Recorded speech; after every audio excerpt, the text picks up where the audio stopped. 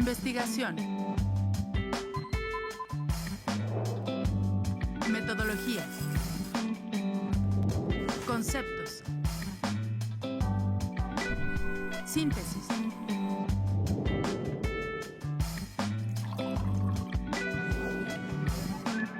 Un café con 3 de ciencia. Tercera temporada. ¿Qué tal? Muy buenas tardes. Bienvenidas y bienvenidos nuevamente a Un Café con 3 de Ciencia. Les saludan la doctora Diana García Tello y su servidor, el doctor Ulises Moreno Celis. El día de hoy tenemos de invitado al doctor Genaro García Guzmán, quien es profesor de la Facultad de Ciencias Políticas y Sociales, profesor e investigador. Buenas tardes, doctor Genaro, ¿cómo estás? Buenas tardes, muy bien, muchas gracias. Les agradezco mucho al contrario. la invitación a este espacio. Muchas gracias. Doctor, ¿nos podrías comentar un poquito sobre tu formación, sobre tu trayectoria profesional? Claro que sí. Yo estudié Sociología aquí en la Facultad de Ciencias Políticas y Sociales de la Universidad Autónoma de Querétaro. Egresé en el 2004. Estuve algunos años trabajando como promotor social comunitario, proyectos de fortalecimiento del capital social en comunidades indígenas en Amealco y en Tolimán, con una asociación civil. Y después comencé a trabajar en la universidad como asistente administrativo, ¿no? Me invitó la directora en turno, que fue de cierta forma mi mentora, ¿no? También en cuestiones de investigación fue la que me empieza a involucrar, mi directora de tesis, etcétera. Y un poco me articulo de lleno en la maestría en gestión integrada de cuencas, que es el primer posgrado que hice. Y años después estudié el doctorado en ciencias sociales con la línea terminal en estudios del territorio en el Colegio de San Luis. Okay. Sobre estos posgrados que cursaste, ¿cuáles han sido los temas de investigación que estuviste trabajando en las tesis?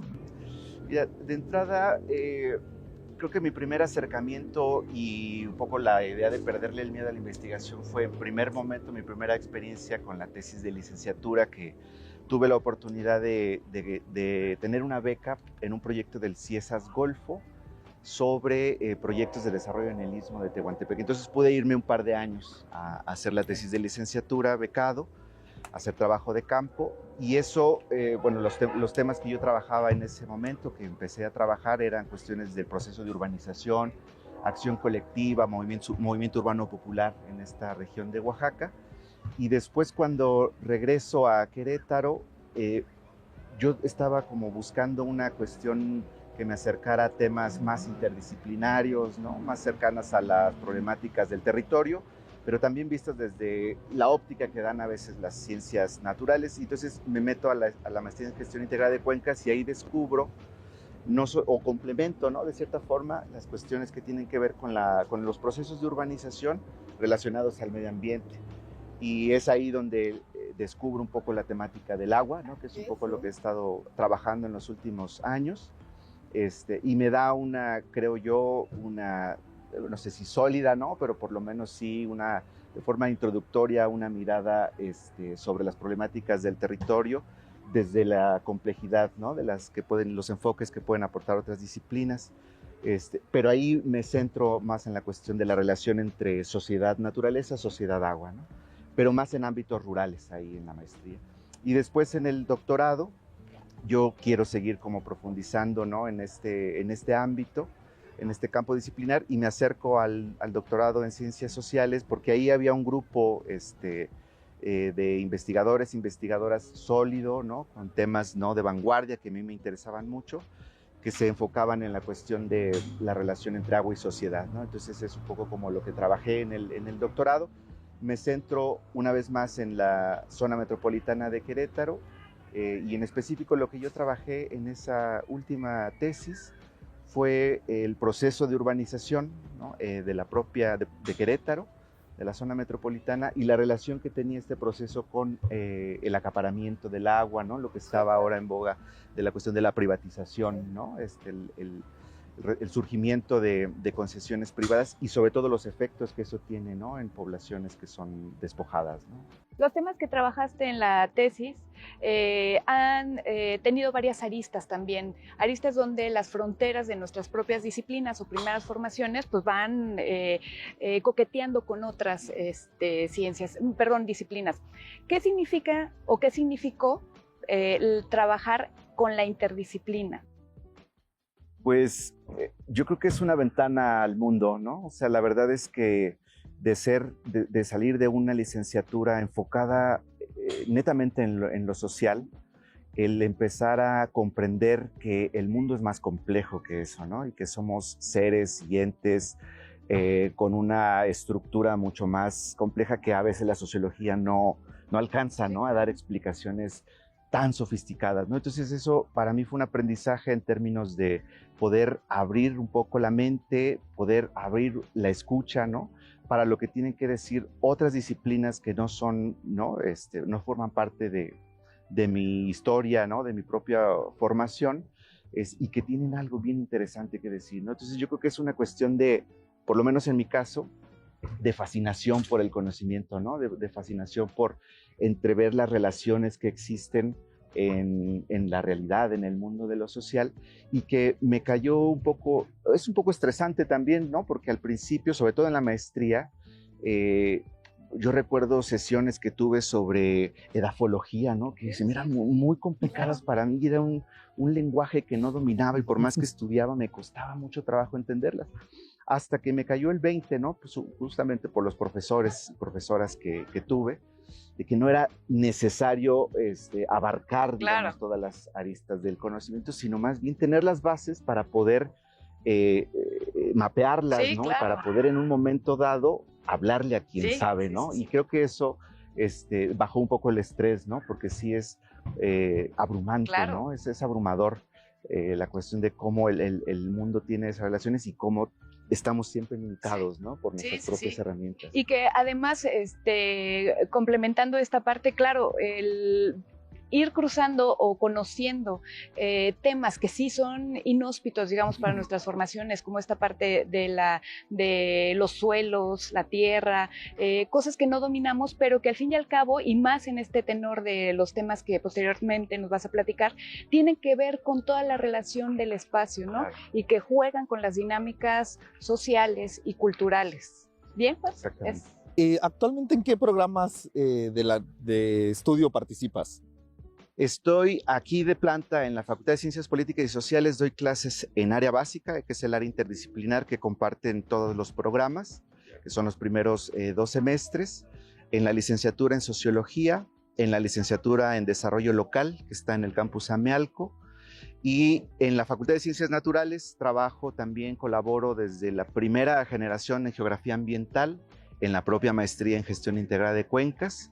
Esos son en los que O sea, así como tu trabajo de investigación claro. es multidisciplinario también Sí. y transdisciplinario. Y ahora este también. semestre me estoy estrenando en otro programa también de este corte interdisciplinar, que es la licenciatura en Desarrollo Humano para la Sustentabilidad de la Facultad de Filosofía, ¿no? Ya. Entonces ando así entre los campus diferentes, ¿no? Ok, y regresando un poquito más a tu área y a tu trabajo de investigación, ¿qué es lo que te resulta más apasionante o más emocionante de tu área? Sí, yo creo que en el proceso de investigación hay momentos, ¿no?, específicos que uno reconoce como significativos, ¿no? Me parece que ese es el momento en donde el conocimiento se hace significativo, cuando uno se engancha, ¿no? Porque la investigación tiene sus altibajos, también tiene que ver mucho con el estado emocional, ¿no?, que uno tiene, pero son esos momentos en donde descubres algo, construyes algo con alguien más que te logra cierta fascinación, ¿no?, como para poder seguir. Esos momentos yo creo que son los que uno como atesora y a los que uno recurre también, ¿no?, en las épocas de cansancio, donde uno ya no da Lo más, que te ¿no? impulsa. Sí, exactamente, ¿no? Sí, y bueno, y Aquí también retomo algo que hemos venido platicando a lo largo de los programas, que es que el proceso profesional, el proceso de investigación, no es nada más una cuestión o un camino académico en el cual nada más tengo un aprendizaje de conocimiento científico, sino también es algo donde nuestras emociones están, se ven implicadas, donde hay un cambio y una madurez también emocional, y eso es algo que también queremos transmitir a las y los estudiantes que nos ven, donde que esto también, nuestras emociones, la tristeza, la frustración, todo eso también son válidos en estos procesos del caminar. Sí, a mí me parece fundamental que todo aquel que quiera hacer investigación reflexione precisamente sobre el ámbito subjetivo, ¿no?, que implica el hacer investigación, porque eso lo lleva a apasionarse y a comprometerse, ¿no?, con los propios temas, pero también con las comunidades o las problemáticas con las que uno trabaja, ¿no? Me parece que en mi caso, desde la licenciatura, desde la tesis de licenciatura, tuvo mucho que ver como el contexto en el que uno se desarrolla, con la historia, la experiencia que uno va teniendo, para acercarse a los temas. En mi caso, la cuestión de los movimientos urbanos populares, mi interés por cómo se produce la ciudad, etcétera, tiene que ver con que crecí, ¿no? Me eduqué en una colonia popular, ¿no?, la Maxey, y lo que yo veía, ¿no?, alrededor, no quería acomodarlo, darle de algún sentido, ¿no? Claro, ¿no? Sí, y por eso, decidí un poco estudiar sociología, ¿no? Y después las complementar con otra visión, ¿no? Bien, actualmente, ¿cuál es algún tema o línea de investigación en el que estés inserto? Ahorita lo que he trabajado más son cuestiones de estudios sociales del agua. Hay un proyecto en específico que ya está cerrando, digamos, es su último año, que tiene que ver con los proyectos PRONACE, ¿no?, de CONACYT. Es un proyecto que se llama los trasvases como dispositivos de desigualdad e inseguridad hídrica, que es un proyecto que sostiene el Colegio de San Luis, ¿no?, que coordina el Colegio de San Luis, pero donde se ven involucrados otros centros de investigación y otras universidades, y un poco tiene el objetivo de visibilizar las consecuencias socioambientales que tienen las grandes obras de trasvase, ¿no?, y las apuestas técnicas y financieras que realizan algunas élites político-corporativos para supuestamente satisfacer la sed urbana, ¿no?, de las zonas metropolitanas, pero que por lo general se invisibilizan los efectos que tienen las comunidades, por ejemplo, de la zona de extracción. Entonces hemos estado trabajando a lo largo de estos últimos 3 años en un proyecto que tiene también una visión no epistémica, teórica, política distinta a la investigación tradicional, en donde hay un reconocimiento muy interesante a otros tipos de saber, ¿no? Como no nada más la cuestión de los académicos y las disciplinas que tienen que decir algo, por supuesto, sobre la problemática, sino sobre todo el reconocimiento del conocimiento popular, ¿no?, que tiene la gente que habita el territorio, y que además nos hemos dado cuenta, es algo muy interesante, ¿no?, que son investigadores, ¿no? Son investigadores comunitarios, como se llaman. Entonces, la confluencia entre colectivos de investigadores comunitarios y investigadores académicos en una relación del tú a tú, sin jerarquías, ¿no?, produce conocimiento sobre el territorio y además puede servir para la defensa del mismo, ¿no? Claro, sí. Genaro, sin duda alguna tenemos mucho que hablar de este tema, pero no sé si te parece si vamos por un cafecito mientras vamos a un corte y regresamos. De acuerdo, perfecto.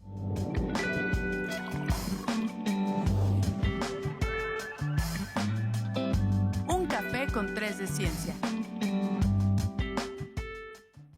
Regresamos con la charla con el doctor Genaro García Guzmán. Él es profesor investigador de la Facultad de Ciencias Políticas y Sociales de aquí de la UAT. Y estábamos platicando sobre su quehacer profesional y también la participación en proyectos que tiene actualmente. Genaro, me gustaría ahora abordar dentro de esta trayectoria que también me ha tocado conocer, es el Museo Bajo Tierra. Y lo pregunto porque también en la actualidad ha tenido mucha presencia y visibilidad en lo que es el estado de Querétaro. Entonces quisiera que me platicaras qué es el Museo Bajo Tierra. El Museo Bajo Tierra es una iniciativa ciudadana que tiene orígenes académicos pero que pretende trascender, ¿no?, esas fronteras. La verdad es que se crea como un espacio, como una plataforma digital de divulgación. Lo que pensamos las compañeras y los compañeros que nos reunimos para poderlo fundar, crear, diseñar y echarlo a andar, era que muchas veces las investigaciones que estábamos haciendo tenían mucha relevancia para lo que acontecía, ¿no?, en la coyuntura política del Estado, ¿no?, que era precisamente la cuestión de la privatización, ¿no?, de la ley, etcétera. Y pensamos que las tesis y esas investigaciones que hacíamos estaban quedando en las bibliotecas, ¿no? No tenían como precisamente una proyección, no estaban llegando hacia los actores, ¿no?, que estaban ahí en la primera línea, ¿no?, de la resistencia territorial. Y lo que decidimos hacer fue innovar como alguna forma que fuese más accesible para la población en términos de divulgación, y tratar de sistematizar también esos conocimientos en formas más accesibles, ¿no? De ahí que viene como un diálogo muy interesante con formas artísticas, por ejemplo, ¿no? Con cuestiones de mapeos, y de relación sobre todo con actores sociales, organizaciones y colectivos de la ciudad, de la zona metropolitana, pero también de otros municipios, con la intención de generar conocimiento a partir de este diálogo. Entonces, bueno, es una iniciativa, ¿no?, que ya tiene varios años y que sí me atrevo a decir que fue importante, digamos, sí, ¿no?, para diagnosticar el estado actual de las cosas, de cómo estaba la situación de acaparamiento del agua, de privatización, y que dio muchos argumentos justamente a las organizaciones y los movimientos sociales que estaban, ¿no? Sí, y algo también a destacar del Museo Bajo Tierra es que las personas que colaboran ahí tienen distintos perfiles, o sea, y que cada una de ellas suma desde su expertise, desde la parte de su conocimiento hacia la problemática. Entonces creo que es algo importante que destacar. Vuelvo a comentar esta parte de la relevancia que ha cobrado poco a poco Museo Bajo Tierra y está presente en las problemáticas socioambientales, claro, del estado de Querétaro, pero también de la región. Sí, claro, ¿no? Sí, la verdad es que fue también un ejercicio muy concreto y muy interesante de diálogo, ¿no?, de saberes, de ver cómo desde nuestras diferentes experiencias profesionales o disciplinares podíamos aportar bajo la figura de museo, ¿no? Decían, bueno, de museo uno no sabe absolutamente nada, pero bueno, ahí el diálogo, por ejemplo, con el compañero curador, ¿no?, con la compañera que viene de la biología, de las ciencias jurídicas, ¿no?, de la propia geografía, etcétera, que ha servido como un espacio de confluencia, ¿no?, precisamente entre diferentes saberes, y el producto, digamos, ¿no?, parece un producto, digamos, de calidad, con cariño, claro, ¿no?, con pasión, y que a veces justamente ese tipo de productos entregables no tienen como mucho respaldo o impacto en términos de la investigación como tradicional, ¿no? No es reconocida. Creo que en la universidad está cambiando, ¿no? Y hay cada vez más apertura justamente para labores de ciencia ciudadana, ¿no? De labores de divulgación o de difusión. Y eso me parecía como muy importante, tratar de complementar, ¿no?, la labor académica con unas formas distintas, ¿no?, de generar conocimiento, ¿no? Sí, y creo que aquí conjuntas dos partes muy interesantes que a veces en donde la investigación se queda corta, ¿no? En la parte de la colaboración. Sí. O sea, que estás colaborando con otras áreas, con otras instituciones inclusive, y la difusión del conocimiento, la difusión, el dar a conocer este conocimiento. En ese sentido, y este proyecto que acabas de comentar ahorita de Museo Bajo Tierra, creo que lo engloba muy bien, pero en tus otras investigaciones, en el tema de agua, en el tema de sociedad, ¿cómo le hacen para difundir los resultados que están obteniendo, toda esta información que están compilando? Mira, en general como que ubicamos, o por lo menos en mi caso particular, las formas más sencillas de comunicarlo, ¿no? En términos de lenguaje, pero también de formato, ¿no? Entonces esta cuestión nos han invitado mucho a coloquios, a congresos, ¿no?, conferencias, foros ciudadanos, etcétera, que es como la clásica, o el clásico instrumento de la conferencia, ¿no?, de la plática, etcétera. Creo que donde menos hemos trabajado es en la cuestión de producción de artículos, por ejemplo, ¿no? Porque personalmente también yo tenía como un conflicto en términos de producir artículos científicos, ¿no? En revistas indexadas y esa cuestión, que se quedan como en un cierto nivel de debate, de conocimiento. Por supuesto que es importante, no lo demerito, ¿no? Porque es así como avanza también la ciencia, pero el efecto, digamos, que buscábamos era más bien dialogar con la ciudadanía, con quienes tienen otro tipo de conocimientos, no específicamente disciplinares, ¿no? Entonces creo que eso, y sobre todo que el museo también tiene un componente territorial, es decir, le llamamos itinerante, ¿no? Que tiene la posibilidad de que las obras, aunque están en un museo digital, puedan ir al territorio, puedan ir al barrio donde nos inviten, a las escuelas, ¿no? Etcétera, y ahí es donde se construye y para nosotros adquiere sentido, ¿no? Okay. ¿Qué consejo le das o le darías a las nuevas generaciones, a tus estudiantes, a las estudiantes, para que se interesen por la generación de conocimiento, por la investigación, por involucrarse a las problemáticas que vivimos diariamente? Híjole, yo creo que primero es como perder el miedo, ¿no? Porque en las generaciones para los que uno sirve y se articula, hay como cierta reticencia, cierto miedo, ¿no? A hacer la investigación, porque se confunde que la investigación es tesis, ¿no? Y me parece que la tesis es una vía de hacer investigación, pero yo sí pienso que la investigación la hacemos de forma cotidiana, ¿no? Todo el mundo hacemos investigación de diferentes formas, con diferentes enfoques, técnicas incluso. El colectivo de investigadores comunitarios es una muestra justamente, ¿no? De que cada quien puede ir haciendo su archivo, ¿no? El conocimiento sobre sus problemáticas, etc. Entonces, reconociendo eso, reconociendo que por lo general la investigación necesita estar articulada a algo que nos mueva, algo que nos preocupa, ¿no? Esta cuestión de la subjetividad, hacerle caso como a esa intuición, ¿no? Y pensar que hay que ir experimentando, hay que ir perdiéndole el miedo, hay que irse aventando.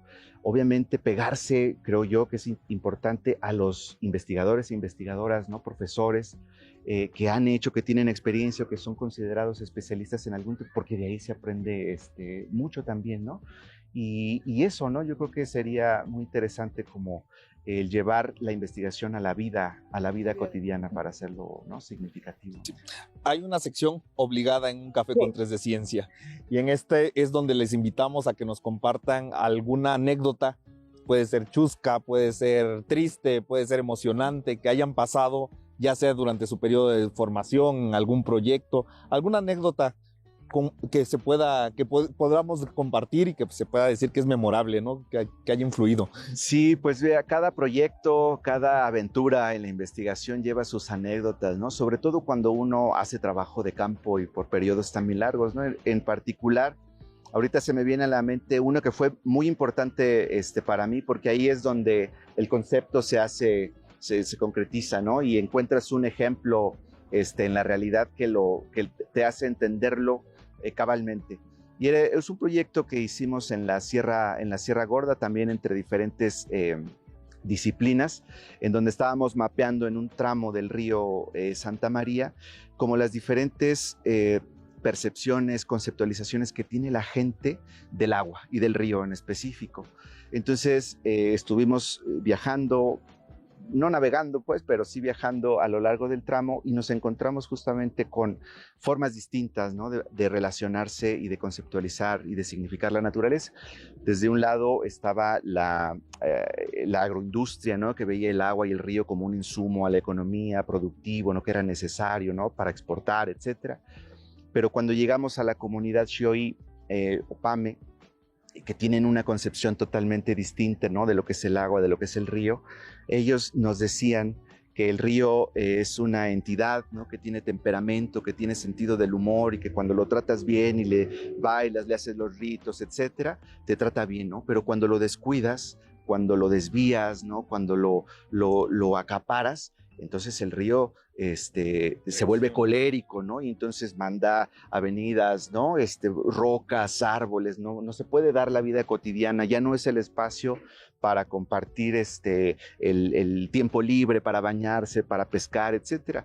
Entonces, esa diferente conceptualización que se tiene sobre un componente natural, sobre un bien común como es el agua, me hizo reflexionar precisamente sobre la importancia, ¿no? De darle cabida a ese otro tipo de conocimiento que la ciencia moderna pues ha tratado de invisibilizar, ¿no? Por tratarla de superstición, Sí, claro. ¿no? De magia, etcétera. Eso, por ejemplo, es una de las anécdotas que más me han marcado, ¿no? Genaro, ha sido una plática muy enriquecedora. Te agradecemos que nos compartas algo de tu trayectoria, porque es mucha tu trayectoria y mucho el trabajo que también hay detrás. Te invitamos también a que en algún momento nos vuelvas a acompañar a difundir también esta parte del trabajo que hace el museo, del trabajo que haces tú. Y a los que nos están viendo les agradecemos habernos sintonizado. Recuerden seguirnos en nuestra página de Facebook, Un Café con 3 de Ciencia, y también en YouTube. Nos vemos a la próxima.